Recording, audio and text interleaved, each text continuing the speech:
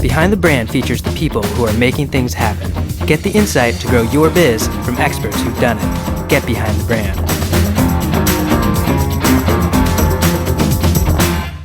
I'm Kelly Day, Chief Digital Officer at Awesomeness TV, and you're watching Behind the Brand. Hi, I'm Bryan and Elliott. Welcome to another edition of Behind the Brand. Today we're here live at VidCon with Chief Digital Officer at Awesomeness TV, Kelly Day. Kelly, welcome to the show. Thanks for having me. Kelly, how'd you get this job? Well, I've worked in the online video industry for a long time. I spent a number of years at Discovery Communications where I ran the digital media team. From there, I was the CEO of an online video startup called Blip that helped lots of YouTubers take their content and distribute off of YouTube. Yep. We sold that company to Maker Studios in August of this past year. And after spending quite a few months at Maker, helping consult with them on distribution strategies, I met Bryan and Brett Boutier at Awesomeness, and it was a great opportunity to join a fast-growing, really exciting company. So for those who are getting up to speed on Awesomeness, tell us what it's about and what's going on. Sure. Awesomeness is the #1 brand for tweens and teens on YouTube. Yep. The company was founded about 2 years ago by Bryan after he had made a very successful film called Fred about a YouTuber. Yep. Awesomeness was originally founded as a channel on YouTube. The channel did extraordinarily well, grew very fast, really resonated with the teen audience. Yep. And about a year later, they decided to launch a multi-channel network. And so we at that point opened up Awesomeness and invited creators to come and join the network and be part of the team. And that really spawned what is quite a massive company today. We've got 90,000 channels in our network. Wow. We do about 1 billion views a month all around the world. We have channels from everywhere, Brazil, Australia, Japan, the UK, you name it. Content creators all over the globe working with us. And we also create film, television. We actually just premiered a fantastic movie this weekend on Nickelodeon called Terry the Tomboy. So we're really a very multifaceted production and distribution company for the digital age. Yeah, I think you guys are the perfect case study for the future. I mean, the future is now, but there's so much I want to ask you about developing channels, developing audience, and then taking that to other spaces. The first thing I guess I'd ask is this the best time or the worst time to be a content creator? With all the stuff out there. Generally, I think it's the best time to be a content creator because there's so much opportunity to really connect personally with the audience. Yeah. There's so many platforms where you can distribute direct to your audience and really have that conversation with them. So YouTube is obviously a great example of that, where we see creators every day who come to YouTube, a lot of them very young, 9, 10, 11 years old, who are amazing performers. They can sing, they can act, they're funny, they really have this amazing talent. And then they start creating videos, they distribute their videos maybe through Awesomeness on YouTube, and they really find their voice and really connect with the audience. And so I think it's a fantastic time to be a content creator of any age. So what advice would you give them? So a lot of people who watch this, they're entrepreneurs, young and old, trying to do their thing. What would you say to them? Yeah, I actually just finished a panel where I spent a lot of time talking about similar type of thing. Some of the best advice is certainly be authentic first and foremost. Do something that you're genuinely passionate about, right? Because this is something that hopefully you're going to be doing for a really long time. You want it to be something that you feel really strongly about and that you're committed to doing for the long term. The second piece of advice would be really listen to your audience. One of the great things about being on YouTube or Vine or any of the other social platforms is that you really have that direct communication with your audience. So that you can tweet with them, you can go in and read their comments, you can really cater your content around what the audience wants from you. So spend time listening. So what do you do if you have all this passion and you maybe even have talent too, but you're not getting traction? So how long do you give that great idea before you give up on it and try a different direction? Or? Well, I think there are a lot of things you can do before you give up on your idea, right? So some things that you can do, obviously things like joining a network like Awesomeness, that's certainly one way to help jumpstart your channel, because we bring expertise to creators. We help with collaborations, for example. One of the more successful ways of getting your channel known is to find other talent that you can collaborate with potentially on screen and that you can cross-promote with. Yes, to amplify your message or amplify your reach. Yeah. Exactly. There's a stigma still in Hollywood, right, about the online space. You're chief digital officer, basically. This is your world. There's some innovators, right? The Will Ferrells of the world with Funny or Die, and even Ben Stiller's now jumping in the game. And there's a smattering of people who understand how important the space is. Maybe even Jerry Seinfeld. How do we bridge that gap? Between the Hollywood crowd that says, I don't want to put my premium content there next to cat videos. Sorry, I'm more of a dog person. How do you fight that battle? I think more and more it's a meeting of the minds. Obviously, Awesomeness was acquired about a year ago by DreamWorks. Jeffrey Katzenberg really is a visionary and really does understand the YouTube space quite well, and wanted a platform to be able to reach that audience. That's been a very successful partnership. Now Disney recently acquiring Maker Studios. I think a lot of the traditional media companies and the folks in Hollywood are realizing that this is not necessarily something that's directly competitive with what they've been doing, but is actually an amazing platform for their brands to reach younger audiences. I guess, I see the studios doing it, and I think the dollar signs in their head that, they want to reach an audience that they don't currently have.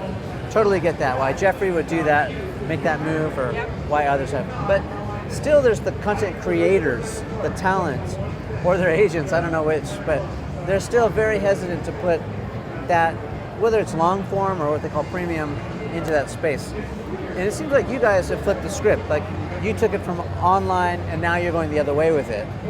We do that a lot. So we use YouTube as a great way to incubate characters and talent, comedy ideas, things like that we can then develop into longer form and take to other mediums like traditional television. It's super smart. And maybe it is Discovery, I think, that's cross-pollinating, from their shows onto online. I see kind of this thing happening, but I don't see it a lot. It's getting more sophisticated. It is, little by little, right? But so how do we break down the barriers? That's what I want to know.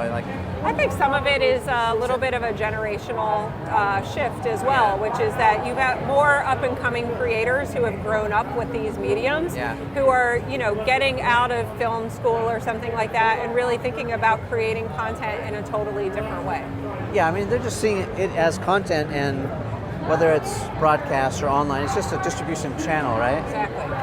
I think maybe the other part of it is, I don't know, sometimes I feel like the online space is a way to reinvent yourself. It's sort of like doing an indie film or taking a lesser role than the leading man role or leading female role. You know what I mean? Like, the internet's a way to sort of get back to your roots and do stuff that's real and raw. You get that sense? I think a lot of creators are actually very happy with the success that they achieve in the digital space. Not everybody necessarily aspires to be a film actor or a television actor. I think a lot of people realize that they may have millions of followers through YouTube or Vine or Instagram, and they're very happy creating and just sort of living in that platform. Yeah, it's interesting. I wonder, I just started thinking about this right now, how the award ceremony business, because this is a business, right? Whether it's Oscars or Emmys or whatever, that sort of perpetuates this idea that that's how you validate success, right? Fame is the end-all be-all, when it's completely backwards, right? Well, everybody likes to be rewarded for their work, right? Everybody likes to be recognized for doing something that really stands apart, right? Especially Hollywood actors. Yeah, of course. I think that's part of being human, right? You want to be recognized for doing great work. The digital space has award shows as well. There are the Streamies and the Webby Awards and things like that. Yeah, but they're not nearly as...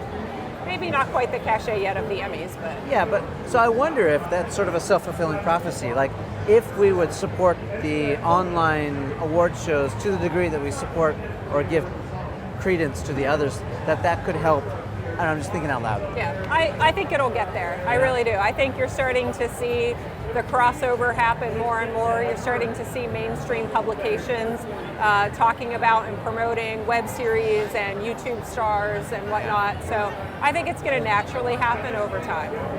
What's difficult about being you? I think I have a great life and a great job. So most of the time, I don't have very much to complain about. I think, some of the challenges are really just thinking about how to deal with the scale that platforms like YouTube bring, right? Which is that, every day I'm coming in thinking about how can I really communicate and talk to and service 90,000 creators. So it's massive scale. Most traditional television networks, they've got, perhaps a couple dozen production companies that they typically work with and they're sourcing content from. We're really trying to figure out how do we find that amazing talent, that up and coming artist who has just started out on YouTube and is one of our many channels. And so definitely the scale piece is a big challenge to think about, but it's also really exciting to think of that many people creating content every day. Yeah. What do you think is an untapped genre? We've seen a lot of success with music or fashion and makeup or comedy. What hasn't been done yet?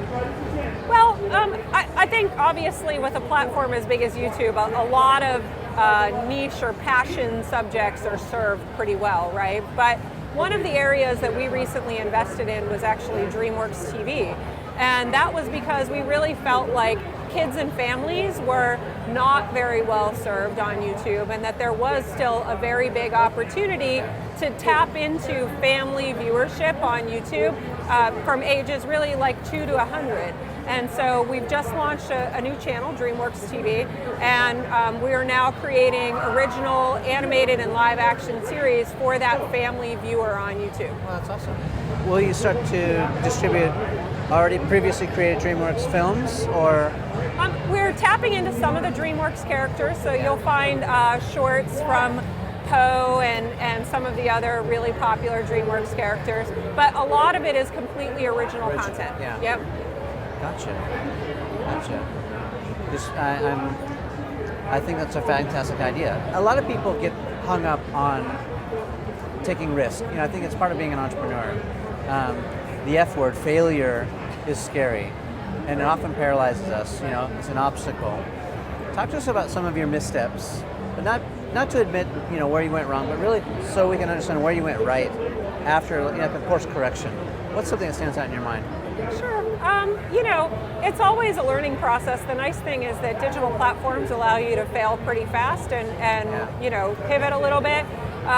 Certainly when I was running Blip, running any sort of venture-backed startup, every day is going to be a little bit of a challenge, right? Every day you're going to come in and something's going to happen that you didn't expect. We made a decision kind of early on to pivot heavily into, investing in more original content and original series. That paid off. We went out and very aggressively pursued partnerships. That ended up paying off very well. But it really was about being able to react very quickly and knowing when it's time to move on. Yeah. So what went wrong though? One of the biggest challenges in the online video space is really audience development. Anyone who's creating video in the online space is thinking about how do I build an audience, what's the best way to reach them, and every day, absolutely. And it's not one of those things where if you have more money, you can necessarily solve the problem. A lot of it is about really being creative in terms of thinking about your partnerships, thinking about collaborations with other people, thinking about how you really take advantage of your social media platforms and connecting with the audience. It takes a lot of hard work every day. Yeah. Are you guys testing long form versus short form? We do some of both. I mean, we really are a multi-platform production company at Awesomeness. We cater towards creating content for tweens and teens on whatever platform they're on. So for example, for YouTube, it is primarily shorter form content. We did do a show last year, we just aired season 2 called Side Effects, where we tested a longer form format. It did very well for us. It was a 45-minute show. Okay. It did very well for us. The second season, we cut it up into 5 8-minute episodes. That was successful in a different way. But it's really about experimenting, finding out what's really going to work for the audience, and then thinking about what the audience wants on that platform. So obviously, when we're distributing content to a platform like Apple TV, for example, that audience is looking for more like a 22 or a 44-minute format. A traditional experience. Exactly. And so we tend to distribute content that is more appropriate to what we think the audience wants. All right, we've been spending a little time with Chief Digital Officer at Awesomeness TV, Kelly Day. Kelly, thanks so much for being on the show. Thanks so much for having me. Behind the Brand features the people who are making things happen. Get the insight to grow your biz from experts who've done it. Get behind the brand.